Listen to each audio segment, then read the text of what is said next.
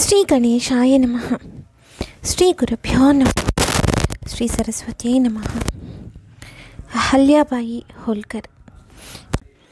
ముందుగా ప్రస్తావన. శివ శక్త్యాయుక్తో యది భవతి శక్తః ప్రభవితుం అని ఆదిశంకరాచార్య పాదులు అన్నారు. నిజమే, శక్తే లేకపోతే శివుడైన పంచకృత్య పరాయణుడై పరమేశ్వరుడు ఎట్లా అవుతాడు? ఆ కల్పనే భారత ధర్మానికి బీజం.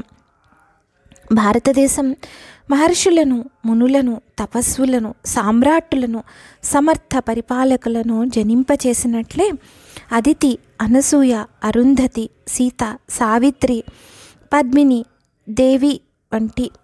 దేవి మణుల వంటి సాధ్వీమ తల్లులను ప్రసవించడంతో పాటు సత్యభామ, రుద్రమ, దుర్గ, చెన్నమ్మల్లాంటి పౌరుష పరాక్రమాలను వెలయించి అరిభీకరులై స్వజనాలకు తల్లులై పరిపాలించిన వీర నారీమణులను కూడా తన గర్భాన జన్మింపజేసింది. భారత ధర్మానికి నిజంగా ఈ గడ్డన పుట్టిన తల్లులే రక్షకులు. చనుబాలతో, ఉగ్గుపాలతో ధర్మ సంస్కృతి సాంప్రదాయాలను అలవడచేసి రాష్ట్రాత్మను పోషిస్తూ వచ్చింది నారీమ తల్లులే. బానిసత్వంపై పడి జాతి తపిస్తూ పరానుకరణతో పురుషులు కలుషిత వాతావరణానికి బలి అవుతూ ఉన్నప్పుడు ఈ నేలన పుట్టిన తల్లులే మౌనంగా, సహజంగా, నిరాడంబరంగా తమ సంతానం ధర్మభ్రష్టం కాకుండా కాపాడారు. అలాంటి పరంపరలో జన్మించిన సాధ్వి అహల్యాబాయి సాదా రైతు కుటుంబంలో గ్రామీణ వాతావరణంలో పుట్టి హోల్కర్ వంశ ప్రతిష్టను ఇనుమడింపజేసిన కీర్తి వైభవం ఆమెది. నేటి కాశీ విశ్వేశ్వరాలయాన్ని, ప్రభాస తీర్థంలో సోమనాథ దేవాలయాన్ని తిరిగి తొలిగా నెలకొల్పిన మహాత్మురాలు. ఆమె ఎన్ని దేవాలయాలకు, ఎన్ని తీర్థఘట్టాలను, ఎన్ని ధర్మశాలలను కట్టించిందో భారత చరిత్రలో వ్యక్తిగతంగా మహాత్యాగమూర్తిగా సన్యస్త జీవనాన్ని గడుపుతూ రాజ్యాన్ని మహాచాతుర్యంతో, పౌరుష పరాక్రమాలతో పరిపాలిస్తూ ఇదం క్షాత్రం ఇదం బ్రాహ్మ్యం అనే సూక్తికి సాక్షాత్తు ఆదర్శంగా నిలిపిందో తెలుసుకోవాలి. అలాంటి ఆదర్శమూర్తి అహల్యాబాయి గ్రంథంలో సూక్ష్మంగానైనా ఆమెను గురించిన ఎన్నో వివరాలను సమకూర్చారు. ఈ ప్రయత్నం శ్లాఘనీయమైంది.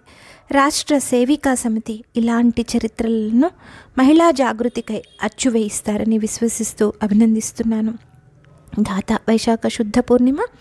బండారు సదాశివరావు, ఉపాధ్యక్షులు, అఖిల భారత సాహిత్య పరిషత్. లోకమాత అహల్యాబాయి. వర్ష ఋతువు. నర్మదా నది పరవళ్ళు తొక్కుతూ ప్రవహిస్తున్నది. నర్మదా అంటేనే ఆహ్లాదమిచ్చేది అని అర్థం. అలాంటి నది ఆనాడు ఉగ్రరూపాన్ని ధరించింది. మహేశ్వర్లో హోల్కర్ రాజప్రసాదపు గోడలను ఆ మహానదీ తరంగాలు ఢీకొంటున్నాయి. ఆ రాజప్రసాదం మటుకు ఆ అలల తాకిడికి చలించకుండా మేరు పర్వతంలా గంభీరంగా అంత ఎత్తు నిలబడి ఉన్నది. అక్కడే కొందరు త్రాగుబోతులు మత్తులో ప్రలాపించుకుంటున్నారు. అందులో ఒకడు నదీ తరంగాలు కోటగోడను ఢీకొడుతుండడాన్ని చూచాడు. హఠాత్తుగా లేచి పరిగెత్తుకు వెళ్ళి కోటగోడను తన 2 చేతులతో అదిమి పట్టుకొని నిల్చున్నాడు. గొంతెత్తి తన సహచరులను కూడా రండర్రా అని పిలుస్తున్నాడు.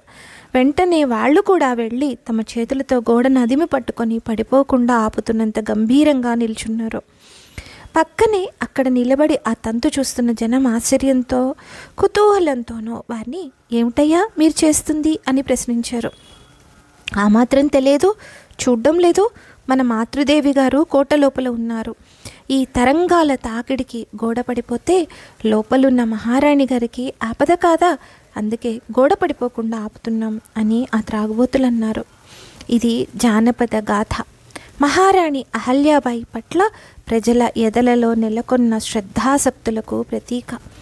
గంగాజలంలా పునీతురాలామె. పరిశుద్ధ శీలం గల దివ్యమూర్తి, ప్రాతస్మరణీయురాలు. భారత నారీ లోకానికి కిరీటం లాంటిది ఆమె చరిత్ర. సముద్రమంతటి గంభీరురాలు, సూర్యరశ్మిలా తేజస్విని. ఆమె చూపుల్లో చంద్రుని చల్లదనం ఉండేది. పుడమి తల్లికున్నంత ఓర్మిగల దివ్యురాలు, సాక్షాత్తు ధర్మమూర్తి. వర్షాలు లేని రోజుల్లో కూడా ఆమె ప్రాంగణం చెమ్మగానే ఉండేదట. అంటే ఆమె చేసిన దానాలతో ధారవోసిన జలం వల్ల ఆమె ముంగిటి తడి ఎప్పుడూ అలాగే ఉండేదన్నమాట. అహల్యాబాయి బాల్యం. పువ్వు పుట్టగానే పరిమళిస్తుందంటారు పెద్దలు. పుణ్యమూర్తుల జీవితాలు కూడా పసితనంలోనే సంస్కార సౌరభాలను గుబాళిస్తాయి. పూనా రాజ్యాధిపతి పేష్వా సుబేదారు మల్హార్ రావు కలిసి ఉత్తర భారతదేశ యాత్రను ముగించుకొని మాల్వా నుండి పూనాకు తిరిగి వస్తూ దారిలో తమ సహచరులతో కలిసి చౌండి అనే గ్రామంకి చేరుకొని అనుకోకుండా అక్కడ బస చేశారు. అప్పటికి ఇంకా ఉషోదయం కాలేదు. ఆ పక్కన ఉన్న ఒక శివాలయంలో ఒక బాలిక శివపూజలో లీనమై ఉండడం వారు చూశారు. తిరిగి సాయంత్రం శివునికి హారతి ఇచ్చే సమయంలో కూడా ఆ బాలికను చూశారు. హారతి పూర్తయిన తర్వాత ఆలయంలోని పెద్దలందరికీ ఆ బాలిక నమస్కారం చేస్తూ నెమ్మదిగా వెళ్ళిపోయింది. ఆమె ముఖంలో కళ ఉట్టిపడుతున్నది. సాత్విక కాంతులు ఆమె నుదుట వెలుగొందుతున్నాయి. ఆమెను చూడగానే మల్హార్ రావు మనసులో ఆమెను తన కోడలుగా చేసుకోవాలి అన్న ఆలోచన కలిగింది. మరుసటి దినం పేష్వా మల్హార్ రావు ఆ గ్రామ నదీ తీరంలో తమ గుర్రాలపై విహారానికి వెళ్ళారు. నదీ తీరంలో ఆడుకుంటున్న పిల్లలందరూ గుర్రపు డెక్కల శబ్దం వింటూనే పారిపోయారు. కానీ ఆ బాలిక మాత్రం గుర్రాలు దగ్గరకు వచ్చినా పారిపోకుండా ఇసుకలో దేనినో తన పరికిణీతో కాపాడుతూ పక్కకు జరుగుతోంది. వారిద్దరూ ఆగారు. నీ స్నేహితురాళ్ళందరూ పారిపోయినా నువ్విక్కడ నిలబడి ఏం చేస్తున్నావు అని మల్హార్ రావు బాలికను అడిగాడు. అందుకామె స్వయంగా తయారు చేసుకున్న వస్తువుని ప్రాణం కంటే అధికంగా కాపాడుకోవాలని మా తండ్రి గారు చెప్పారు. నేను మట్టితో శివలింగాన్ని తయారు చేశాను. అది మీ గుర్రాల డెక్కల కింద పడి చెడిపోకుండా కాపాడుతున్నాను అని చెప్పింది. ఆమె మాటలు వారికి ఆశ్చర్యానందాలని కలిగించాయి. వెంటనే పీష్వా మల్హార్ రావుతో ఈ బాలికను మీ కోడలుగా స్వీకరిస్తే బాగుంటుంది అని సలహా ఇచ్చాడు. ఆ బాలికయే శివభక్తురాలైన దేవి అహల్యాబాయి, హోల్కర్ రాజ్యానికి రాణి. మహారాష్ట్రలో ప్రస్తుతం అహ్మద్నగర్ జిల్లా జామ్ఖేడ్ తాలూకాలో ఉన్న చౌండి అనే చిన్న గ్రామంలో అహల్యాబాయి క్రీస్తుశకం 1725లో జన్మించింది. తండ్రి మాన్కోజీ షిండే చౌండి గ్రామానికి కరణం. తల్లి పేరు సుశీల. వారిద్దరూ ధార్మికులు, కర్తవ్యపరాయణులు. దీనజనుల సేవ చేస్తూ గ్రామ ప్రజల సమస్యలను పరిష్కరిస్తూ ప్రజలకు అండగా ఉండేవారు. తల్లిదండ్రుల సంస్కారం అహల్యాబాయిపై చెరగని ముద్ర వేసింది. పేష్వాకు ఆ బాలిక రూపం, గుణం, వ్యవహారం అసామాన్యంగా కనిపించాయి. అందుకే ఆయన మల్హార్ రావుతో ఆమెను కోడలుగా గ్రహించమని, దానివలన ఆ వంశం ఉజ్వలంగా ప్రకాశిస్తుందని సలహా ఇచ్చారు. మల్హార్ రావుకు పేష్వా ఇచ్చిన సలహా శిరోధార్యమైంది. పేష్వా స్వయంగా మాన్కోజీ షిందేని పిలిచి వివాహ ప్రస్తావన చేశాడు. గుణవంతురాలు, బుద్ధిమంతురాలు అయిన తన ముద్దుల కుమార్తె అదృష్టానికి మాన్కోజీ పరమానందభరితుడైనాడు. అయితే ఆయన వినయంతో తాను గొప్పవారితో వియ్యం కలుపుకొని వారి స్థాయికి తగ్గట్లుగా వివాహం చేయలేకపోవచ్చని సందేహం వ్యక్తం చేశాడు. పేష్వా మాన్కోజీకి అభయమిస్తూ వివాహ భారం పూర్తిగా తనపై వేసుకున్నాడు. క్రీస్తుశకం 1733లో ఒక శుభదినాన మల్హార్ రావు కుమారుడు ఖండేరావుతో అహల్యాబాయి వివాహం రాచమర్యాదలతో జరిగింది. పేష్వా స్వయంగా వివాహ మహోత్సవంలో పాల్గొని దంపతులను ఆశీర్వదించి అమూల్యమైన అనేక సువర్ణాభరణాలను కానుకగా ఇచ్చి సత్కరించాడు. అలా నిరుపేద కుటుంబంలో పుట్టిన ఒక బాలిక హోల్కర్ వంశం ప్రాంగణంలో అడుగుపెట్టింది. హోల్కర్ వంశం పూనా దగ్గర జేజూరి క్షేత్రం వద్ద హోల్ అని ఒక చిన్న గ్రామం ఉంది. ఆ గ్రామంలో కొండాజీ అనే రైతు గౌరవ మర్యాదలతో జీవిస్తూ ఉండేవాడు. హోల్ గ్రామంలో నివసిస్తూ ఉండడం వల్ల హోల్కర్ అనే ఇంటి పేరుతో ఆయనను కొండాజీ హోల్కర్ అని పిలుస్తుండేవారు. ఆయనకు మల్హార్ రావు అనే కుమారుడున్నాడు. కొండాజీ అకాల మృత్యువు కారణంగా మల్హార్ రావు తల్లి అతన్ని తీసుకొని తన సోదరుడైన నారాయణ బార్గల్ వద్దకు వెళ్ళింది. అక్కడే తన మేనమామ ఇంట్లో మల్హార్ రావు పెరిగి పెద్దవాడయ్యాడు. ఒకసారి మల్హార్ రావు అడవిలో మేకలు కాస్తూ ఒకచోట విశ్రమిస్తున్నాడు. ఆ సమయంలో ఒక నాగుపాము తన పడగన తన తలపై నీడగా పట్టింది. మేనమామకు ఆ సంగతి తెలియగానే తన మేనల్లుడు భవిష్యత్తులో చాలా గొప్పవాడవుతాడని విశ్వసించాడు. నాగుపాము పడగ నీడ పడితే రాజ్యలక్ష్మి ప్రాప్తిస్తుందని ఒక నమ్మకం. అందువల్ల అతను తమ సర్దారు కాదం పాండేను అర్థించి ఒక గుర్రాన్ని మల్హర్రావుకి ఇప్పించాడు.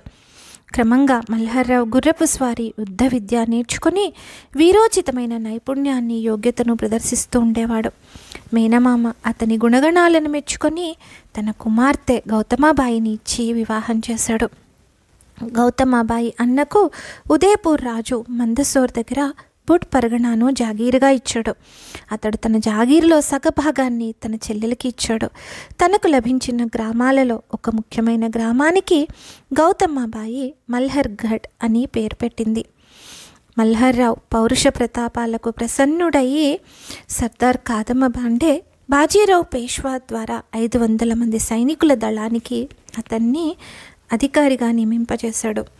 తన కృతజ్ఞతను తెలియజేయడం కొరకు మల్హర్రావు కాదమ్మ బాండే జెండాను తన వంశానికి పతాకంగా స్వీకరించాడు. ఆ తర్వాత మల్హర్రావు క్రమంగా ఉన్నత పదవులను అధిరోహిస్తూ పేష్వా సైన్యంలో అధికారయ్యాడు. మరాఠాల గౌరవాన్ని ఇన్మడింప చేయడానికి మాల్వాపై దండెత్తి ఆ రాజ్యాన్ని జయించాడు. అతడు పాల్గొన్న యుద్ధాలన్నిట్లో మరాఠాలకే విజయం ప్రాప్తించింది. అతడు ఇంచుమించుగా చిన్న పెద్ద 52 యుద్ధాల్లో పాల్గొన్నాడు. మాల్వాను జయించిన కారణంగా మాల్వాలో 3/4 భాగం ఇండోర్ నగర వ్యవహారాలు చూసే బాధ్యత మరాఠా ప్రభువులు మల్హర్రావుకు అప్పగించారు. క్రీస్తు శకం 1728లో మల్హర్రావుకు ఉత్తరం వైపు 12 పరగణాలు, క్రీస్తు శకం 1731లో మరొక 70 పరగణాలు లభించాయి. మాల్వా ప్రాంత పరిపాలనాధికారం కూడా అతనికి ఇవ్వబడింది. అలా 30 సంవత్సరాల కార్యకాలంలో మల్హర్రావు హైందవ సామ్రాజ్యపు సర్దారుల్లో అగ్రగణ్యుడైనాడు. అందుకే అతన్ని గౌరవ పురస్సరంగా సుబేదార్ అనేవారు. మరాఠా సర్దార్లో అటువంటి గౌరవం పొందినవాడు మల్హర్రావు ఒక్కడే. ఇండోర్ పరగణ లభించిన తర్వాత అక్కడి భేదపతి మందిరం ఒక ముస్లిం స్వాధీనంలో ఉన్నట్లు ఆయనకు తెలిసింది. మల్హర్రావు అక్కడికి వెళ్ళి ఆ ప్రదేశాన్ని విడిపించుకొని ఆ ముస్లింకు ఉండడానికి ఒక ఇంటిని, బ్రతకడానికి కొంత భూమిని ఇచ్చి సంతోషపెట్టాడు. దేవాలయంలో ఒక హిందూ పూజారిని నియమించాడు. అందువల్ల ముస్లింలలో కూడా మల్హర్రావు పట్ల విశ్వాసం, గౌరవం అంకురించాయి. అప్పటికే ఉత్తరాన మొఘలాయుల శక్తి క్షీణించిపోయింది. ఒక విధంగా అరాచకం వ్యాపించింది. నవాబులు పరస్పరం కలహించుకుంటుండేవారు. ఆ దుస్థితి మల్హర్రావు గుర్తించాడు. ఆ అవకాశాన్ని వినియోగించుకొని ఉత్తర భారతంలో హైందవ స్వరాజ్య విస్తరణ చేయాలని సంకల్పించాడు. ఆ వ్యూహంతో ఒకసారి తాను, మరొకసారి ఇతర సర్దారులతో కలిసి అయోధ్య నుండి సింధు నది వరకు, రాజపుత్ర స్థానం నుండి కుమాయి పర్వతాల వరకు దండయాత్ర సలిపాడు. అప్పుడే అయోధ్య మీద రోహిలాలు ఆక్రమణ చేశారు. అప్పుడు మహమ్మద్ షా అయోధ్యకు నవాబు. అతడు రోహిలాలను ఎదిరించలేకపోయినాడు. మల్హర్రావు కల్పించుకొని అయోధ్యను రోహిలాల దాడి నుండి సంరక్షించాడు. మహమ్మద్ షా మల్హర్రావుతో సర్దుబాటు చేసుకొని ఆయనను చాందవడకు సర్దేశ్ ముఖ్ని సమర్పించాడు. దానివల్ల ఆ పరగణ నుండి మల్హర్రావుకు 12.5% పన్నును వసూలు చేయడానికి అధికారం లభించింది. మల్హర్రావు భార్య గౌతమాబాయి కర్తవ్యనిష్ట కలిగిన వీరపత్ని. తన భర్త ఎప్పుడైనా కర్తవ్య పాలనలో అలసత్వం వహించినట్లు కనిపిస్తే వెంటనే ఆమె అతను ఒకప్పుడు మందలించి, మరొకప్పుడు ప్రేమతో లాలించి చెప్పి అతని కర్తవ్యాన్ని గుర్తు చేస్తుండేది. అహల్యాబాయి తన అత్తగారి నుండి కూడా చాలా నేర్చుకుంది. వారిద్దరూ ఎల్లప్పుడూ తల్లి కూతుళ్ల వలె ఉండేవారు. మల్హర్రావుకు మల్వా తాలూకాలో కొంత భాగాన్ని సాహు మహారాజు ఇచ్చాడు. సంతోషంతో దాన్నతడు గౌతమాబాయి పేరునే పెట్టాడు. మహేశ్వర్, చౌలి, ఇండోర్, హర్సోల్, బార్లాయి మొదలైన చోట్ల నుండి 2,63,000 రూపాయలు, చాందవడ, కారేగావ్, అంబాడ్ మొదలైన చోట్ల నుండి 30,000 రూపాయల 10 అణాలు గౌతమాబాయి స్వంత ఆస్తిగా ఉండేది. ఆమె మరణానంతరం ఆ ఆస్తి అంతా అహల్యాబాయికి సంక్రమించింది. ఆ ఆస్తికి ఆమె మరొక 18 గ్రామాలను జోడించింది. క్రీస్తు శకం 1754 సంవత్సరంలో మార్చి 24న మల్హార్రావు కొడుకు ఖండేరావు కుంభేరి యుద్ధంలో వీరమరణం పొందాడు. ఆ రోజుల్లో ఆచారం ప్రకారం అహల్యాబాయి పతితో పాటు సహగమనం చేయడానికి నిశ్చయించుకుంది. ఆ విషయం తెలియగానే మల్హార్రావు కృంగిపోయాడు. ఒక పక్క యువకుడైన పుత్రుని మరణం, రెండవ పక్క కోడలి సహగమనం. మల్హార్రావు మీద కష్టాల కడలి ఎగసిపడినట్లయింది. రాజ్యానికి ఉత్తరాధికారం ఒక సమస్యగా నిలిచింది.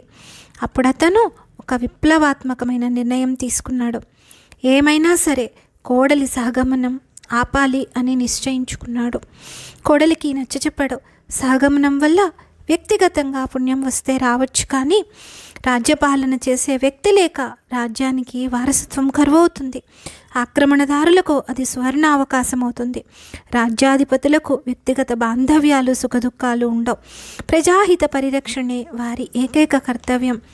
మరణించింది నా కోడలు, జీవించి ఉంది నా కొడుకు ఖండేరావు అని అన్నాడు.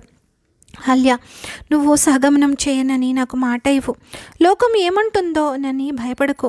సంప్రదాయాల వల్ల చిక్కుకొని కర్తవ్యం మర్చిపోకు అని నచ్చచెప్పాడు. తనకు ఆదరణీయుడు, వృద్ధుడు, పూజనీయుడైన మామగారి మాటలు అహల్యాబాయి మనస్సులో తుఫాన్ను సృష్టించాయి. ప్రజలకు తల్లిగా బ్రతికి ఉండాలా, భార్యగా భర్తతో వెళ్ళిపోవాలా? ఏది శ్రేష్టమైన కర్తవ్యం? వ్యక్తిగత నిష్టయ, సామాజిక నిష్టయ? చివరికి సామాజిక కర్తవ్య భావమే జయించింది. ఆమె మామగారి మాటను ఆమోదించింది. దానివల్ల ప్రజలకు ఉత్తమురాలైన రాణి రూపంలో ఒక తల్లి లభించింది. మల్హార్రావుకు తిరిగి పుత్రుడే లభించినంత ఆనందం కలిగింది. మల్హార్రావు అహల్యాబాయిని ఒక గొప్ప రాజనీతిజ్ఞురాలిగా తీర్చిదిద్దాడు. దానివల్ల హోల్కర్ వంశ రాజ్యాధికారాన్ని తను కాపాడుకోగలిగింది. మల్హార్రావు కూడా తన వృద్ధాప్యాన్ని అహల్యాబాయి సేవలతో సంతృప్తిగా గడిపి ఆమె సామర్థ్యాన్ని, మంచితనాన్ని, పరిపాలనా దక్షతను, ధార్మిక ప్రవృత్తిని, నిర్వికారమైన నిరాడంబర జీవితాన్ని దర్శించి సంతృప్తిగా క్రీస్తుశకం 1764లో తనువు చాలించాడు. హిందూ పదపాద షాహీ యొక్క చరిత్రలో 30 సంవత్సరాలు నిరంతరం ప్రకాశించిన అద్భుత తార ఒకటి అస్తమించింది. అహల్యాబాయిని తీర్చిదిద్దిన మార్గదర్శిగా, హిందూ సామ్రాజ్యానికి ప్రముఖ ఆధార స్తంభంగా అతని పేరు చరిత్రలో చిరస్మరణీయంగా నిలిచింది. మల్హార్రావు అంతిమ సంస్కారాలు అహల్యాబాయి ఆలంపూర్లో జరిపించి అక్కడే ఆయన స్మృతి చిహ్నంగా ఒక భవ్యమైన స్మారకాన్ని నిర్మించింది. మల్హార్రావు మరణానంతరం పరిపాలనా భారం పూర్తిగా అహల్యాబాయి భుజస్కంధాలపైనే పడింది. వ్యక్తిగత జీవనం. భారత చరిత్రలో జ్యోతిర్మూర్తులుగా నిలిచిన మహిళామణులలో అహల్యాబాయి హోల్కర్ దివ్యరత్నం లాంటిది. వ్యక్తిగతంగానూ సామాజికంగానూ ఆమె జీవితం మహిళాలోకానికి అద్భుతమైన ఆదర్శాన్ని నెలకొల్పింది. తన వ్యక్తిగత జీవితంలో ఆమె ఎన్ని ఇబ్బందులు ఎదుర్కోవాల్సి వచ్చినా, ఎన్ని ఇబ్బందులను ఎదిరించినా, మానసికంగా ఎంతో క్షోభించిన సమాజ సేవలో ఒక్క క్షణం కూడా నిర్లక్ష్యం చూపలేదు. 8 ఏళ్ల బాల్యంలో తన పుట్టింటిని విడిచి అత్తవారింట్లో అడుగుపెట్టింది. సామాన్యుల ఇంట పుట్టడం వల్ల ఆమెకు చదువు అబ్బలేదు. అయినా సదాచారం, సత్ప్రవృత్తి, సత్శీలం మొదలగు సాత్విక గుణ సంపదలనే కానుకలుగా అత్తవారింటికి వెంట తెచ్చుకున్నది. తన భర్తతో తొలి పరిచయంలోనే ఆమె అతని ప్రవర్తనను గ్రహించింది. తన భర్త విలాసాలకు బానిస, కాముకుడు. ఆమె ఎంత సాత్వికురాలో అతడంత భోగలాలసుడు. ఆమెను చూచైనా అతడు తన స్వభావాన్ని మార్చుకుంటాడన్న ఆశ కూడా లేదు. అతడి సాన్నిధ్యం లభించడమే ఆమె కష్టమయ్యేది. అలా తన కళ్ళలు చెదిరిపోయినా ఆమె మనస్సులోనే మౌనంగా సహించింది. అటువంటి మానసిక స్థితిలో ఆమెకు క్రీస్తుశకం 1745లో మాలేరావు అనే పుత్రుడు, క్రీస్తుశకం 1748లో ముక్తాబాయి అనే పుత్రిక జన్మించారు. ఖండేరావు మల్హార్రావుతో అనేక సార్లు యుద్ధంలో, దండయాత్రల్లో పాల్గొన్నాడు. కానీ విశేష పరాక్రమం కానీ సాహసం కానీ కనపరచలేదు. అలాంటి భర్తను సహిస్తూ పిల్లలిద్దరి సంరక్షణ చూసుకుంటూ మామగారితో పాటు రాజ్య వ్యవహారాల్లో పాల్గొంటుండేది. ఖండేరావు భార్యగా కన్నా సుబేదార్ గారి కోడలుగానే ఆమెకు ప్రతిష్ఠ చేకూరింది. మల్హార్రావుకు తన కోడలు గుణగణాలు, బాగా తెలుసు, సద్గుణాలు బాగా తెలుసు, తన కొడుకు గుణగణాలు బాగా తెలుసు. కోడలి కర్తవ్యనిష్ట మీద ఆయనకు పూర్తి విశ్వాసం ఉండేది.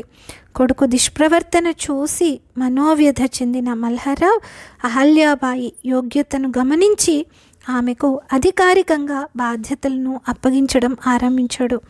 యుద్ధాలకు వెళ్ళేటప్పుడు రాజ్యభారం అంతా అహల్యాబాయికి అప్పగించి వెళ్ళేవాడు. దాంతోపాటు తన అధికారులకు కూడా అవసరమైన సూచనలు ఇచ్చి వెళ్ళేవాడు.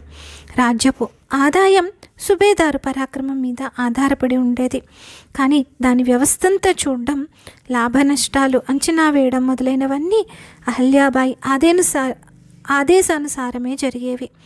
ఖండేరావు మృతికి పీష్వా గారు, ఇతర సర్దార్లు తీవ్రమైన సంతాపాలు వ్యక్తం చేశారు.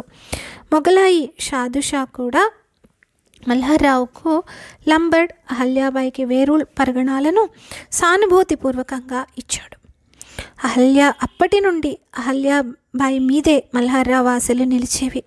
దేవి అహల్యాబాయి రాణి అయినా ఆమె జీవితం మాత్రం ఒక సన్యాసిని వలె, ఒక తపస్విని వలె పవిత్రంగా, తేజోపూర్ణంగా, నిస్సంగత్వంతో నిరాసక్తంగా కొనసాగింది. రాజ్యపాలనకు సంబంధించిన అనుభవాలను, పాఠాలను ఆమె మామగారి వద్ద శ్రద్ధగా నేర్చుకున్నది. మల్హర్రావు తన విశాల సంస్థానాన్ని పరిపాలించడానికి అవసరమైన పద్ధతులన్నిటినీ అహల్యాబాయికి బోధించాడు. ఆమె కూడా తెలివితేటలతో సులభంగా వాటిని గ్రహిస్తూ ఉండేది. 1761 సంవత్సరంలో 3వ పానీపట్టు యుద్ధంలో మహమ్మద్ షా అబ్దాలీతో బహిరంగ యుద్ధానికి బదులు గొరిల్లా యుద్ధం చేయడం మంచిదని మల్హర్రావు సలహా ఇచ్చాడు. కానీ అతని మాటలు ఎవ్వరూ పట్టించుకోలేదు. దానివల్ల హిందూ సర్దారులకు భయంకరమైన అవమానం సహించవలసి వచ్చింది. తాము కోల్పోయిన ప్రతిష్టను తిరిగి పొందడానికి అహల్యాబాయి నడుం బిగించింది. ఫిరంగులు తయారు చేసే పనిలో సఫలమైంది. మల్హర్రావు సలహాతో గోహాడ్ కోటను జయించి యుద్ధక్షేత్రంలో మొదటిసారిగా ఘన విజయాన్ని సాధించింది. ప్రజలు అప్పటి వరకు ఆమె ధార్మిక వ్యక్తిత్వాన్ని మాత్రమే చూశారు. కానీ గోహాడ్ కోట విజయంతో ఆమె సాహస పరాక్రమ వ్యక్తిత్వాన్ని కూడా గుర్తించారు. 1761లో మరో దుర్ఘటన జరిగింది. ఆమెను తల్లి వలె సంరక్షిస్తూ ఉండే ఆమె అత్తగారు గౌతమాబాయి స్వర్గస్థురాలైంది. తనకు గురువు, మార్గదర్శకుడు, పితృసదృశుడు అయిన మామగారికి కూడా అది అసనిపాతమే. ఆ తర్వాత 3 సంవత్సరాలు కూడా గడవక ముందే క్రీస్తుశకం 1764లో మల్హర్రావు కూడా తను చాలించాడు. అప్పటి నుండి పరిపాలనా భారం పూర్తిగా ఆమెపైనే పడింది. అహల్యాబాయి కొడుకు మాలేరావు తాతగారి వలె దూరదర్శి కాదు, రాజనీతి కుశలితనో ఎరిగినవాడు కాదు. రాజుగా పట్టాభిషిక్తుడైనప్పటికీ ఒక సమర్థవంతుడైన పాలకుడు కాలేకపోయాడు. బాధ్యతలు తెలుసుకోకపోవడం వలన, చిన్నపిల్లవాడిలా వ్యవహరించడం వలన ప్రజల్లో గుర్తింపు పొందలేకపోయాడు. దేవి అహల్యాబాయి మాటి మాటికి అతన్ని రాజ్య కార్యంలో తనువు మనసు ఏకం చేయమని బోధించేది. అతను మాత్రం రాజ్య వ్యవహారాల కన్నా వినోద క్రీడలన్నా, అడవి జంతువుల వేట పట్ల ఎక్కువ మక్కువ కలిగి ఉండేవాడు. అతని స్వభావం కూడా అనర్థకంగానే ఉండేది. ఇతరులను హింసించడంలో అతనికి అదొక రాక్షస తృప్తి కలిగేది. రాజనగరిలో పూజాధికారులు చేయించడానికి వచ్చే పండితుల పాదరక్షల్లోనూ, దానపాత్రల్లోనూ తేళ్లు పెట్టిస్తూ ఉండేవాడు. అవి కుట్టి బాధితులు గోల పెడుతుంటే పైశాచికమైన ఆనందాన్ని అనుభవిస్తూ ఉండేవాడు. వారి ఆస్థానంలోని ఒక కవి మాలేరావు గురించి తస్యాహ పుత్రో యమః సాక్షాత్ సదా ద్వేషపరాయణ అని వ్రాసాడు. ఆమె పుత్రుడు సాక్షాత్తు యముడే, అతనిలో ఎప్పుడూ ద్వేషమే ఉండేది అని. అతని ప్రవర్తనకు అహల్యాబాయి మనస్సులోనే కుమిలిపోతూ ఉండేది. ఒక కుట్టుపని వాడి ప్రవర్తనను శంకించి అతని పత్ని దీనంగా ఏడుస్తూ ప్రార్థించినా వినిపించుకోకుండా క్రూరంగా హత్య చేశాడు. తన పుత్రుని ప్రవర్తనను చూసి విపరీతంగా మదనపడుతూ చివరకు అహల్యాబాయి కొడుకుని మహేశ్వర్లో గృహ నిర్బంధంలో ఉంచింది. అతడు అక్కడే మృతి చెందాడు. అహల్యాబాయిపై అది మరొక గొడ్డలి పెట్టు. దానితో సన్యాసం తీసుకొని గంగామాత సాన్నిధ్యంలో ఆధ్యాత్మిక చింతన చేసుకోవాలనే ప్రబలమైన కోరిక ఆమెలో కలిగింది. కానీ అంతలో ఆమెలోని వివేకం అడ్డుపడింది. ఆమె ఆరాధ్య దైవం శివుడు జగత్ కళ్యాణార్థం హాలాహలం మృంగాడు. అదేవిధంగా వ్యక్తిగత కష్టాలనే విషాన్ని మృంగడానికి శక్తి ఉండాలి. ప్రజాహితం కొరకు ఇది తన కర్తవ్యమని భావించింది. తన భర్త చనిపోయినప్పుడు మామగారు ఆనాటి సాంప్రదాయాలను అనుసరించి తనను సహగమనం చేయకుండా ఆపిన విషయం ఆమెకి గుర్తుంది. సాంప్రదాయాలను వ్యతిరేకించి మరీ తనను కాపాడిన విషయం ఆమె గుర్తుంది. ప్రజలకు చక్కని పరిపాలకురాలు కావాలి, ఒక తల్లి కావాలి. పాలకునికున్న ఏకైక ధర్మం ప్రజాపాలన, అంతేగాని వ్యక్తిగత సుఖదుఖాలు కావు. అహల్యాబాయికి ఆ మాటలన్నీ గుర్తుకొచ్చాయి.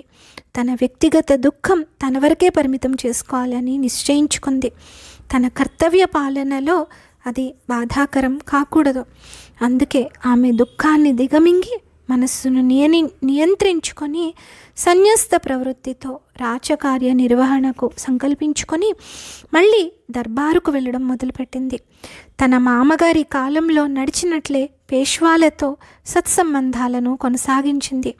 కేవలం రాణిగా రాజకీయ స్థాయిలోనే కాక వ్యక్తిగత స్థాయిలో కూడా సంబంధాలు నెరపింది. విధి మరలా అహల్యాబాయి కూతురు ముక్తాబాయి తరపున పరీక్ష పెట్టింది. ముక్తాబాయి భర్త యశ్వంతరావు ఫణసే. అతడు శూరుడైన యువకుడు. రాజ్యంలో అన్ని వైపులా దొంగలు, దోపిడీదారులు చెలరేగిపోయారు. అరణ్యంలో బిల్లులు దోపిడీదారులై ఉన్నారు. అటువంటి స్థితిలో ప్రజలకు రక్షణ కల్పించే ఉద్దేశంతో ఆమె దర్బారులో ఒక ప్రకటన చేసింది. రాజ్యాన్ని దొంగల నుంచి, దోపిడీదారుల నుంచి ఎవరు రక్షిస్తారో వాళ్లకు తన ఏకైక కుమార్తె ముక్తాబాయినిచ్చి వివాహం చేస్తానని నిండు సభలో ప్రకటించింది. యశ్వంతరావు ఫణసే అనే యువకుడు ముందుకు వచ్చాడు. తనకు సైన్యము అవసరమైన మేరకు ధనము సమకూర్చితే తాను వారిని రూపుమాపగలనని అన్నాడు. రాణి అంగీకరించింది. అన్న మాట ప్రకారం అతడు రాజ్యంలో చోరబాధ లేకుండా పూర్తిగా నివారించాడు. అహల్యాబాయి సంతోషించి తన కుమార్తెను తనకిచ్చి వివాహం చేసింది. ముక్తాబాయికి కొడుకు జన్మించాడు. అహల్యాబాయికి మనుమడు కలిగినాడన్న ఆనందం కలిగింది. కానీ అతను పుట్టుకతోనే దుర్బలుడు. కొంతకాలం క్షయవాదితో బాధపడి చనిపోయాడు. అహల్యాబాయి అతని మీదనే ఆశలను పెట్టుకుంది. అతనిని ఉత్తరాధికారిని చేయాలని కలలు కన్నది. అహల్యాబాయి అల్లుడు తన పుత్రశోకాన్ని భరించలేక మంచం పట్టాడు. 3 సంవత్సరాల్లోపునే అతను కూడా దివంగతుడైనాడు. ముక్తాబాయి సహగమనం చేయడానికి నిశ్చయించుకుంది. సహగమనం చేయవద్దు అని ఎంతగా చెప్పినా వినకుండా ముక్తాబాయి సహగమనం చేసింది. అహల్యాబాయి దుఃఖాన్ని చూసి ప్రజలు కూడా విలవిల్లాడుతూ దుఃఖించారు. అహల్యాబాయి 3 రోజుల వరకు అంతఃపురం విడిచి బయటకు రాలేదు. మమత్వాన్ని నిలిపి ఉంచే బంధనాలు ఒక్కొక్కటిగా తేలిపోయాయి. విధి ఆమెను పరీక్షిస్తున్నట్లుగా కనిపించింది. కానీ ఆమె ప్రజా పరిపాలనకు తనను తాను పూర్తిగా అర్పించుకొని సాక్షాత్తు ఆదిశక్తిలా జీవితాన్ని ఆదర్శోపేతంగా కొనసాగించింది. ఆదరించిన అత్తామామలు మరణించారు. భర్త వీరమరణం పొందాడు. కొడుకు, కోడలు, కూతురు, అల్లుడు గతించారు. మనుమడు పసితనంలోనే కన్నుమూశాడు. జీవితం అలా ఎడారిగా మారిన ప్రజాపాలనకు, సనాతన ధర్మ ప్రవృత్తిని పోషించడానికి, హైందవ గౌరవ ప్రశస్తిని ప్రతిష్ఠించడానికి తన జీవితాన్ని పవిత్ర యజ్ఞంలో సమిధగా ఉపయోగించిన భవ్య జీవనురాలు ఆదర్శ మహిళామూర్తి దేవి శ్రీ అహల్యాబాయి. నిరంతరం ప్రతికూల పరిస్థితుల్లో దురదృష్టలతో పోరాడుతూ ఉండడం వల్ల ఆమె శరీరం దుర్బలమైంది. క్రీస్తు శకం 1795 సంవత్సరంలో ఆగస్టు 13న అనగా శ్రావణ కృష్ణ చతుర్దశి నిర్మలమైన గంగాజలం లాంటి దేవిశ్రీ అహల్యాబాయి జీవనం శివస్మరణ చేస్తూ పరమశివునిలో లీనమైపోయింది. ఒక మహాజ్యోతి పరమజ్యోతిలో లీనమైంది. పరస్పరం ద్వేషించుకోవద్దు. ఒకే మనసుతో పనిచేసి సంపదలను సంరక్షించుకోవాలి. గంగా ముందుకు సాగింది. తీర్థం మిగిలింది. ఇదే భావంతో వ్యవహరించాలి. ఇది